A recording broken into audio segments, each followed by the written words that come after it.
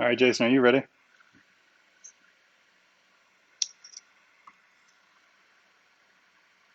Okay, we are live. Is that, can you see it now? I can see it now. Can you hear music?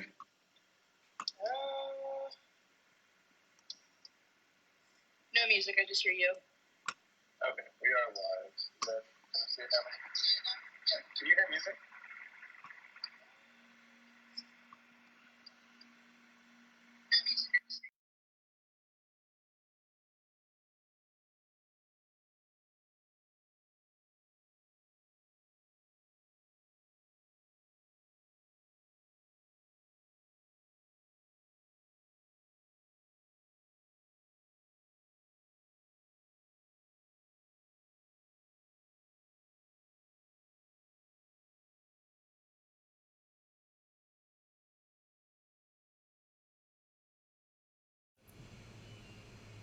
Cool.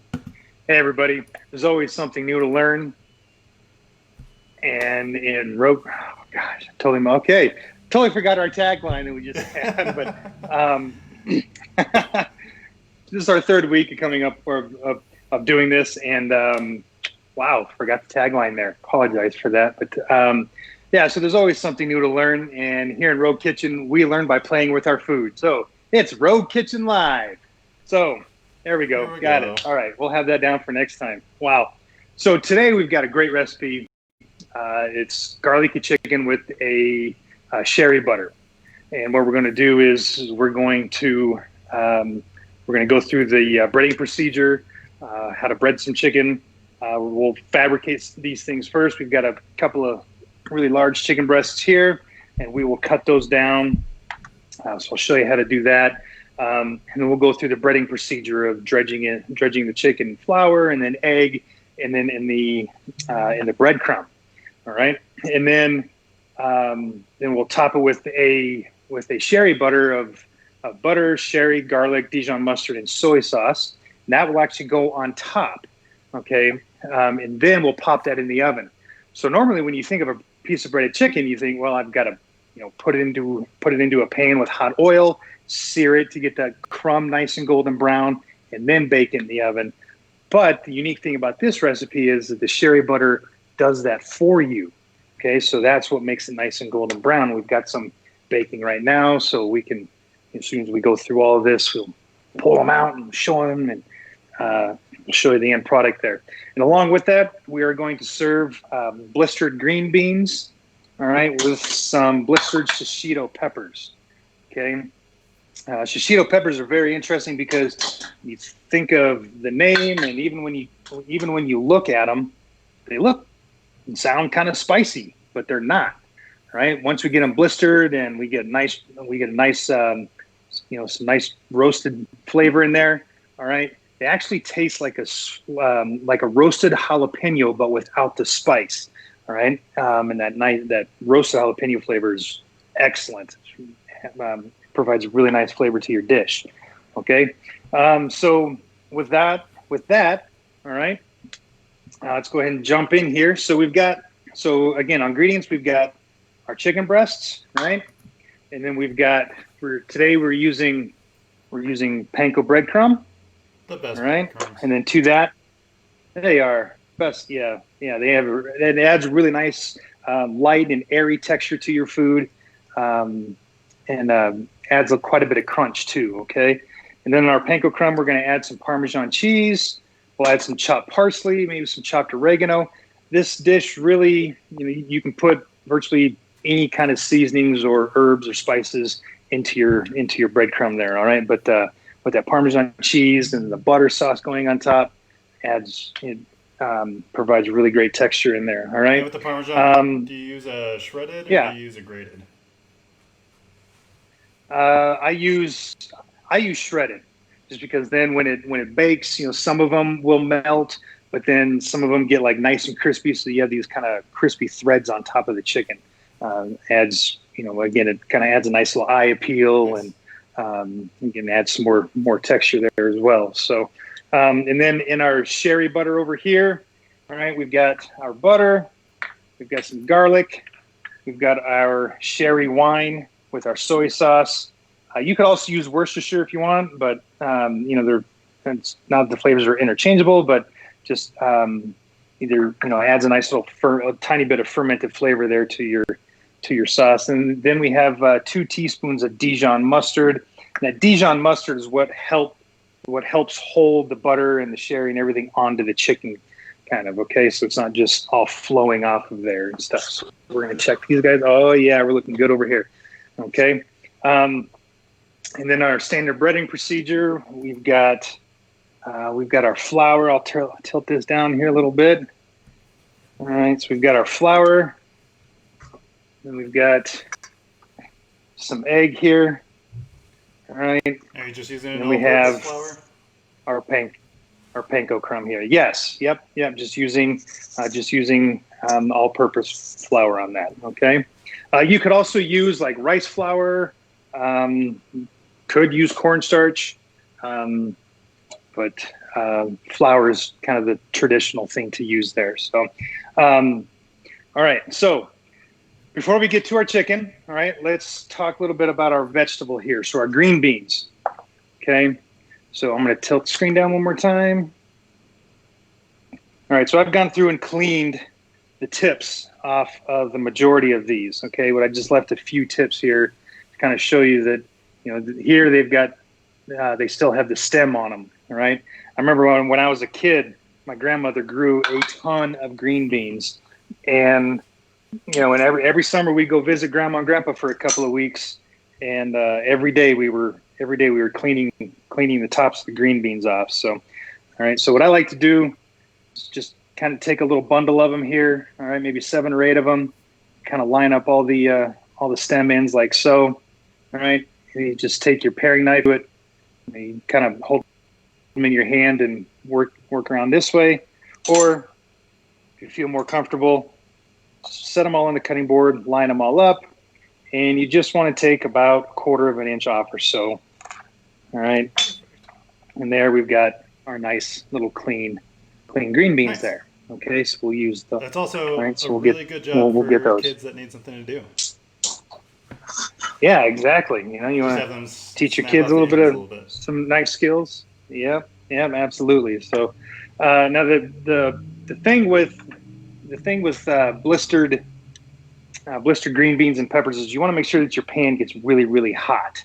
Okay, we want to get that blistering effect going, and that's going to help. It's going to help release some of the moisture from your vegetable, and that will help steam your vegetable as well. To start cooking it. So now on our shishito peppers, you notice we've got some stems on here. We're not too worried about taking those off. We're going to leave those right on. And then after they're cooked and as you eat them, you pick them right up and eat them like that, and then throw the stem away there. Nice so those are kind of fun. Yeah, absolutely. You could go through, and if you want to take the time and either cut these down or cut them off, and you could clean the seeds out if you want. But again, these aren't spicy, so you don't really need to clean the seeds out. You can just kind of bite into it and peel it away, and all the flesh will come off there, and the seeds will stay. All right. And then to our blistered green beans and shishito peppers, we're going to add some lemon zest. We've all seen. I like to use the microplane for a lot of things. Love our microplanes. That's exactly right. So we'll go ahead and get that zest taken off here while our vegetables, while our pan is heating up here in the back. All right, and we don't need a lot. Like 1 lemon should probably be enough. And then with this 1 lemon, all right, we'll use the juice from it as well. So it's kind of a total product utilization on there. I know sometimes the recipes call for lemon zest, but then you've got this zested lemon sitting in your refrigerator. You don't have anything to do with it. But so this recipe, though, we're going to use all the whole lemon there. All right. So we'll get that off there. All right. So we'll go and turn around here. We'll get our oil into our pan here. Right. I like the squirt bottle trick. Yeah.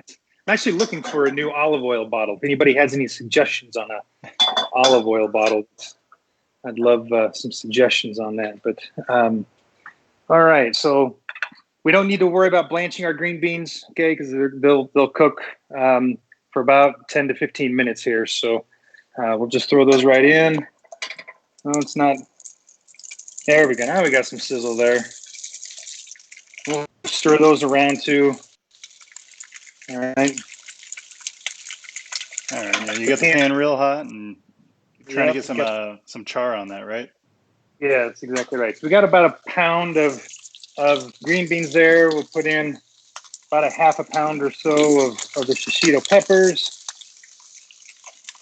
All right. And if you don't have this is a pretty big skillet here. So if you don't have something this big, you could always do this in batches and just keep them warm, or you could use two pans at the same time. So as these cook too, we'll get those down and we'll push them down towards the heat and make sure that they all get nice and blistered. I've got my tongs over here, so we'll get that going. And then I need to grab a little dish here, put our lemon zest in. Okay. And then go ahead and cut this lemon open here. We'll get that ready to go. So that'll be ready when we go to put our juice into there. All right. Okay. So now onto our chicken. I'm going to go ahead and just flip our cutting board over here. All right. All right. I'm going to tilt down the screen here. So, like I said, sometimes we buy, the chicken breasts that we have in grocery stores are really large, right? And this particular recipe, if we were to cook those really large chicken breasts, our breading would actually burn before the chicken would be done. So what we want to do is we want to go ahead and cut these down, and you can hear my vegetables popping in the back over there. So, but yeah, that's one thing with cooking is using your ears for everything too. While you're doing something else, you can always listen for what's sauteing, and if it's going too hard, then maybe turn around and check it out. That's exactly right. So, okay, so on these guys, all right, so we'll take this, and if you don't feel comfortable doing this particular cut on the chicken, you'd always cut into 3 pieces, or just cut them in half a little there if you'd like. But what I like to do with these larger chicken breasts is I like to kind of fillet them in half like so, like this. So you get, so then you get like 2 pieces like that. All right. Nicely done. Yeah, it's important to put that pressure down with your palm, just to keep all that chicken in place. And then make sure you're lifting your fingers up, and you kind of have them up and out of the way, and you're sliding the knife right through here. Great point there, Jimmy. Yeah, that's really good advice on that. So again, we'll put a little bit of pressure down there, keep your fingers up, and keeping your knife parallel and flat there, like so. That one got a little thick on the back end on that one there, but that's okay. So, all right. So now we've got our little chicken breast cut like so. All right. Now we're ready to do our breading procedure here.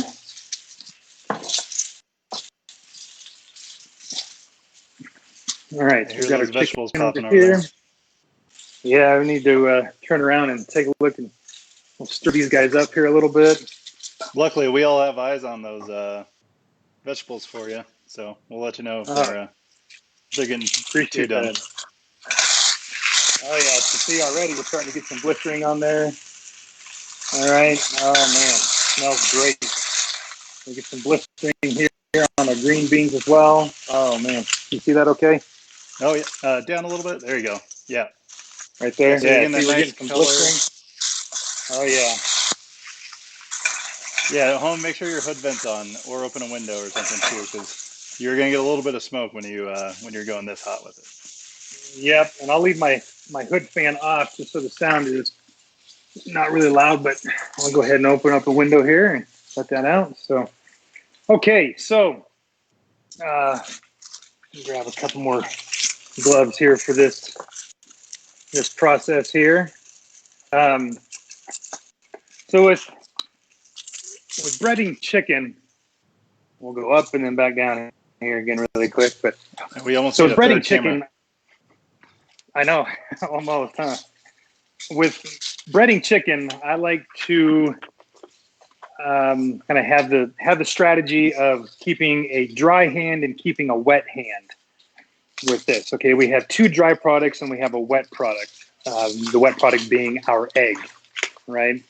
So what I like to do is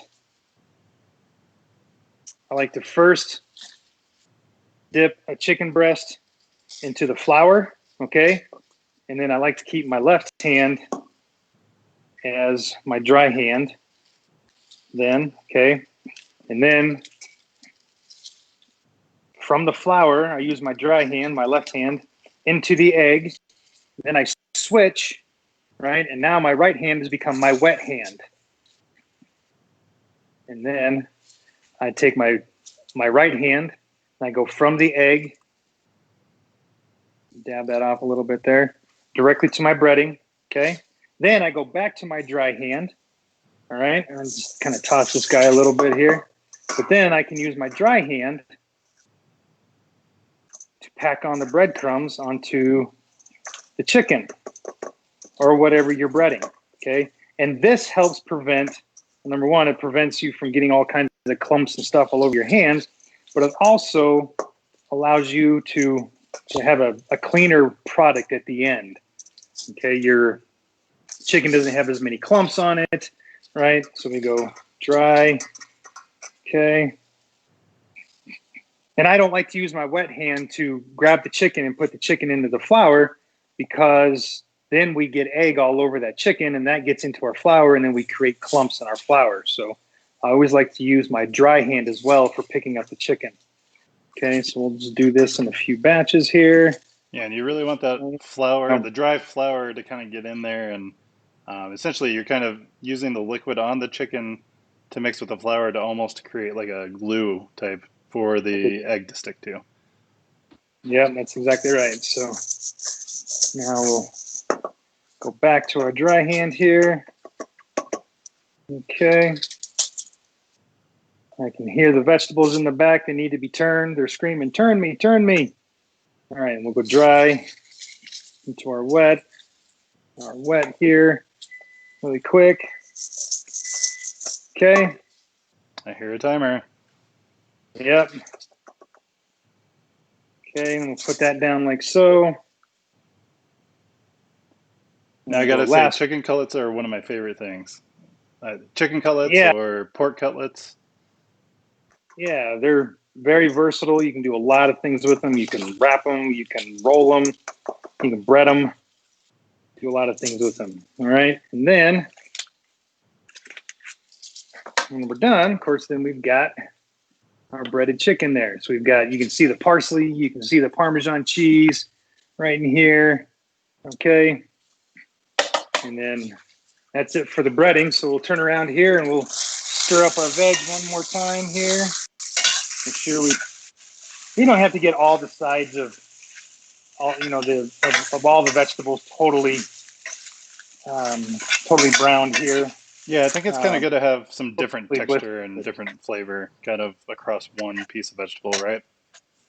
Yeah, you bet. And like, you know, we've got some bigger peppers in here and some smaller peppers, you know. So it adds some different textures, okay? Okay, so while that's finishing up, all right, and before we put our chicken in the oven, all right, we need to make our sherry butter. So what I'm going to do here is I'm going to heat up a small pot here. All right, grab a little spatula. And we'll go ahead and dump in our butter and our chopped garlic here. All right, and really what we want to do on this guy is we just want to melt these two together. Okay, and because you don't want it too hot, because you don't want everything to separate, right? No, it's actually fine if you separate the butter, but what we don't want is we don't want to brown our butter. We don't want that burnt flavor. And then when we go to put our chicken in the oven, okay, we don't want to overcook our butter there. So, but no, it's fine. It's fine if we separate it. It's okay. So you're not going for like a beurre blanc where you're just barely melting it. That's correct. Yeah, okay. Not really going for blanc because, like I said, it's going to be cooked in the oven, so it would separate anyway. So, yeah, we definitely don't want to do that. But you can see we've got some boiling around the edge or some simmering around the edges there.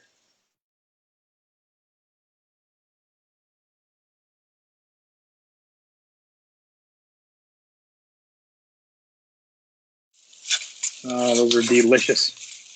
All right. If we have a second, I'm going to run through some comments. Randy Wilder says, hi, Chef Jason. Oh, hey, Randy. Kathy Rice here. Snapping beans is a skill. It is for sure. Yeah. But yes, Chef Rice's way is a little bit easier. And when you're trying to do a bunch, it goes a lot faster. Yeah. Well, and prepping French green beans or haricots verts in kitchens, you have. Now to our simmering butter and garlic over here, we're going to add our sherry. Jason, I think your device feed froze again. Oh no, that's not good. Yeah, if you just want to bring it over to the computer and show us over here. Okay, let me.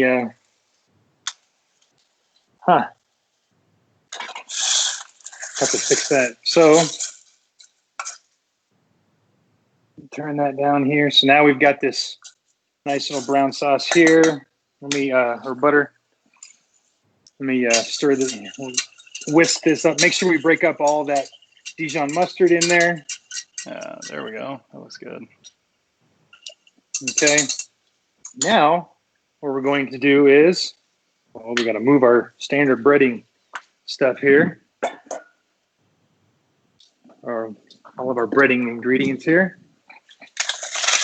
Okay, so now what we want to do is we want to spoon a little bit of our sauce. You want about 2 tablespoons worth onto each piece of chicken. Okay, so we just kind of spread it around like so. And it's interesting, when I was living in North Carolina, that's where Mr. Randy Wilder is located today. I was a test chef for a small grocery chain based out of Greensboro, North Carolina. And one of the recipes we did was this recipe. And it's kind of been one of the biggest hits. And it's always really simple, I think. And it's very tasty. It sure looks good. We just spoon it right on top like so, and then we pop it into our oven. Uh-oh. And we pull out the chicken here. We get a plate because we are ready to go on this guy here. Look at that, the magic of Food Network. Yay. All right, we got a little bit of stickage here on our sheet pan, but that's okay. Turn off our burner here.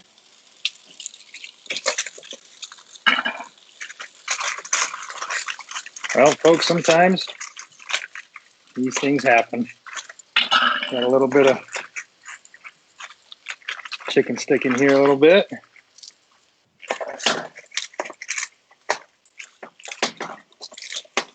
Okay. So, put our wonderful chicken. I'll bring these over here and just so I can show you here. So yeah, when we get done.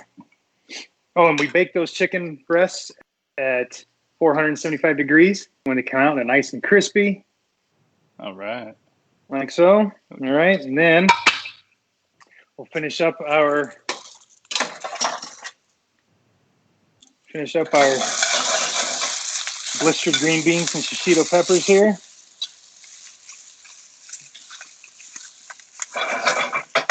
Okay, so now we're going to go ahead and turn off our heat. We add our lemon zest here. And a little squeeze of lemon juice in here. I'm using my hand here to filter out the seeds. Are you just using half the lemon or the whole lemon? I'm just going to use half the lemon for these guys here. We'll add a little bit of salt and pepper. I'm so sorry you guys can't see all this. And a little bit of salt here, a little bit of pepper. Let's stir those guys up. Nice. We got them nice blistered. There we go. Green beans and shishito peppers. And when you add that lemon juice, it kind of gets all the foam from the bottom a little bit, deglazes the pan a little bit. Yeah, absolutely. All right. And we'll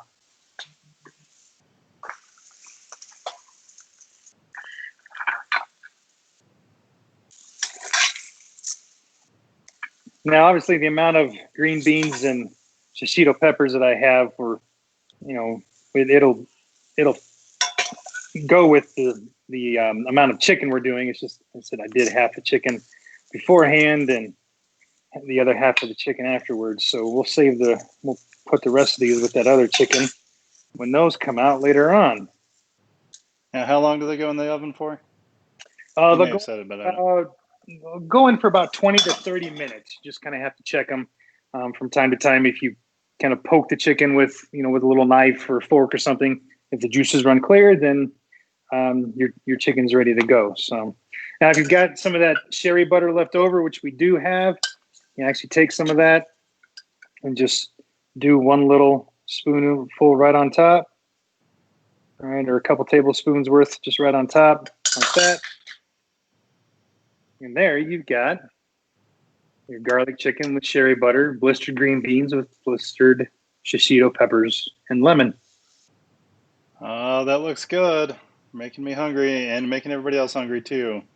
Okay, Diane, Kathy Weinman, and I think we got Katie Strain here. #pro tip on the green beans. What's she looking for a pro tip, or is she? Oh, she pro tip on your cutting the green beans. Oh, I think everybody used to just snapping them and taking forever. Just snapping them, I'm sure. But if you can lay them down and do the production, more of like production on them, then that'll definitely help. So. And Katie's asking, was it 375 or 475 on the oven? I'd imagine 375. Oh, it should be 475. I'm sorry. 475? Okay, yeah. Yep. So the whole point is Katie. Yep. So the whole point of the high temperature there is, like I say, because we don't sear the chicken in a pan of hot oil and then bake it. You want that high temperature to brown your chicken in the oven. So takes a step away. It's less dishes there. We already have 3 in the when we breaded the chicken there and with the pots and stuff, or pots and pans. So no sense in having a bunch of oil splatter all over the place and one more pan to wash. Yes. So. Right. Well, and it's nice just doing the baking too. Like you said, just one pan. Take the foil off, and you're not getting grease everywhere. Yeah, and the great thing about this recipe too is you find tilapia in the store, you find like frozen fish fillets. You could actually bread some fish with this, and do a similar recipe with it as well. Just have to make sure, or similar process with it. Just don't want to overcook the fish, but. Anything that you're going to do this with, you want to make sure you're getting the fillet down to like that, 5/8 to, around that half-inch mark. Half-inch mark, yeah, absolutely. Yeah, so that way it cooks all the way through before you end up. If it's a little bit thicker, you can sometimes take the temperature down on the oven, so that way it's cooking a little bit slower, a little bit longer, before it browns too much. Yeah, absolutely. And I've tried this using the same breading mixture and the same process with pork chops too, and worked out great when they had bones in them, but worked out great. So nice. But all right, yeah, so that's that on with the chicken there and the green beans and peppers. More than happy to answer any other questions or comments if anybody has them. We'll be here for a few minutes. If anybody wants to conversation. Yeah, if you have any questions, shoot them in the comments. I'm looking at them right now. Hi, Alice. Hi, Connie. Hi, Kathy. Yes, Diane. It is healthier when you're baking it, not getting all that fat. And so next week, Jason, what do we got planned for next week? Brats and brews, right? Yeah, we got brats and brews. So next week we're going to be out on the grill again. Try to get that phone situation handled and see what's causing that. But yeah, just real simple bratwurst and some sauerkraut with bacon, apples, and onions. I think we're going to use a Roadrunner Red Ale from Tivoli, nice. from Tivoli Brewery. A couple of our students a few years ago created that ale, so we're going to use that ale to cook with, and then I believe we're going to have Katie Strain taking us on a small tour of some of the breweries in Denver, and then we're going to cook one of my all-time favorite dessert. We're going to do a mixed berry crisp in a cast iron on the grill. So everything's going to be out on the grill. So it should be fun, and really looking forward to it. So that's what we got planned for next week. Oh, yeah, is this the one that I'm going to be doing sauerkraut? Yeah, and I believe Mr. Webb here is going to demonstrate how to make homemade sauerkraut, because we got sauerkraut in the. I just finished my last batch, so I'm ready to fill it up. So next week will be perfect. There we go. Talk a little bit about some fermentation and a little bit of preservation as well on there. So it should be fun. Definitely be fun. Yeah, and if anybody's looking for next week's event, we did post it in the comments that way, I think. And it should be the pinned comment on there, and that'll take you right to the event for next week. All right. Yeah, I'm excited to bring in another guest on here, and absolutely, it'll be fun. Do that tour, and yeah. So, all right. Well, if nobody has any other questions, Kathy, I think we answered. Dinner next week is brats and brews, sauerkraut, and a few other things. And the 3-berry crisp. So, all right. If nobody has any other questions, we're going to get out of here. And like I said before, if you have any questions, put them in the comments, and we'll try to get to them tonight or tomorrow. Let's see. Tuning in from Sweden. Excited to see all the fun things you have going on. Kat, great to see you. Cool. Thanks for joining us. We're doing this every week, so come join us and heckle us through the comments if you want. Definitely. All right. Well, you want to try that tagline one more time, Jason? You bet. There's always something. All right. There's always something to learn. And in Rogue Kitchen, we learn by playing with our food. It's Rogue Kitchen Live. Bye, everybody. Thanks, guys. Appreciate you being here.